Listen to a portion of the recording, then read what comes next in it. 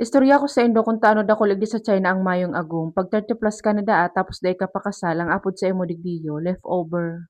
Kumusta mga manay? It's me Julie, sarong Bicolana na naka-star igdi sa probinsya kan China. Pagbungkaras ka mga pensyonado, mainom muna kitang maligamgam na tubig para day magurot dol ang sa tuyong mga bilbil. Isay nakahula kang pamahawan mi. Sabi ko sa Indo, straight yan ni sarong semana araal daw. Day ko mareklamo ka ayan, tamayo na nga ni kung ang bagig di sa harong, manguya na sana. May nag-comment pa lang ka ito sa post ko na Tagalog na landa ako para maintindihan kang gabos. Tama man si sinabi naman pero mas maugma kaya ako pag Bicol lang sa kuyang voice over. Matabilon ako pag Bicol. Pero pag Tagalog, ralawi na ko kaiyan. Bahala naman ka mo mag-adjust, magdurugoan sa indong mga dungo. Pagtiglagan ng kumakamanay ng subtitle sa ralaman ng tirada ni Meta, dahil kayang i-translate ang lusabot, ang urapak, tsaka kamulmog sa Tagalog. Kadakol palan binakal si mother na gulay, nagpaaram sa kuya na matanong da siya. Ta kung gusto mo ngaya magluto ni sa imong panira o magpili ka na lang dyan si karni ngaya o to sa rep ko ano mo na sana.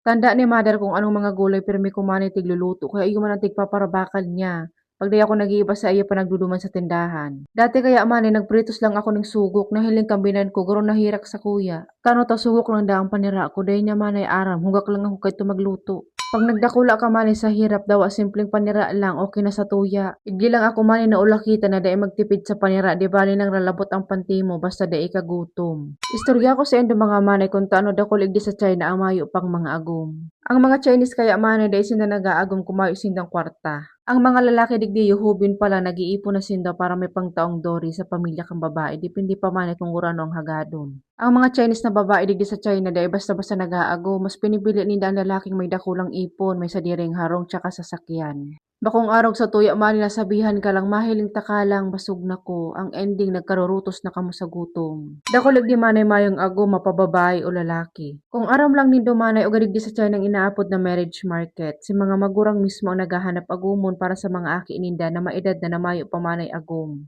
Arog kay ni ang marriage market sa China, nakapaskil dyan kung isi ang naghahanap ng agumo, nakalab kung ano ang tinapos, kung ano ang sahod, pira ang height, kung pira ang kilo. Si mga magurang mismo ni daman ang irigot-igot maghanap ng agum para sa aki ininda.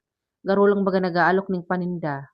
Igdi manay sa China pag 30 plus ka na pero mayo ka pang agom ang apod sa emo digdiyo, leftover. Uso din igdi manay sa China ang arranged marriage o din man igdi yung agency kung saan ka pwede maghanap ng agom. May mga Chinese din manay na gusto nila mag-agom ng foreigner kaysa sa kapwa nila Chinese. Garo baga arog sa tuyo pag maedad ka na siging harap utong no ari ka nga maagom, nakaka-pressure man lugod ang arog ka iyan. Bako magharalat lang kamo. Hindi kaya sa China importante sa inda manay ang mag-agom para daang may makuap o na mapadagos kan sa indang apelyido lalo na sa may mga family business. Pag mayaman ang Chinese, araw kami mga sarili kang kumpanya, gusto man ninda ang aki ninda makaaguman ding mayaman man, araw ka mga nadadala ninda sa Chinese drama. Ang iba dyan nangyayari sa totoong buhay. Imagine nun mo na lang manay na in love sa imo ang mayamang Chinese na may sadiring kumpanya, tapos sig-operan ka kang magurang ng 10 million. So ayan mo lang ngaya ang aki ko. Ano, kukuanon mo? Kita kung ako sa imo tatanggapon ko na iyan. Sa ka makakapurot ng 10 million, mabakal na lang akong bagong lalaki. Uya na naman ang mga talapang na daing kamatayan, dikit na lang magiging kamukha na yung mga binan ko. Ay ako mga lasmani na baka panag-uran, tarabayan na magburura digdi sa harong. Tigahaluan pala niya ni Mother ning Mariguso, grabe talaga surunuon nindang maray. Si Saro lumalaban pa sa buhay, daw apugot na ang payo. Pagkahapon man iti kakarigusan na ni father-in-law sa iyan mga tinanom, day ko aram kung ano iyang, garo mais na naman bagayan. Arog lang ka ni yumanay ang buhay ka mga gurang hindi sa China, sige lang ang taranon, di lamang ako maulakitan ka mga kahigusan ninda. Si mga mariguso ni mother na malulungsi kadako lang bunga ug manang ikito nya ulang digdi humani sa gilid kan tinampo. Basta magpaaram ka lang sa puon, day ka malingaw magtabi-tabi po, tabaka maibanan ka. May mga taong lipod igding nakabantay. Kadako lagdi yung pwedeng ikito na gulay, si mother nagugunon na kasi iyang kalabasa na darakulaon haralabaon ang liog. Aranuhon ta na yan. Kaya pala daw sara dito ng mga mata ka mga inchik malilinawan ang mata. Tapermisin damani may panira ning kalabasa. Si Chan luog maho na maray, gusto na siya manay magbuhat at ang magabaton pating maray. Habo na manay itaraw sa kuya, bahala ka dyan mabarian sa imong kamot.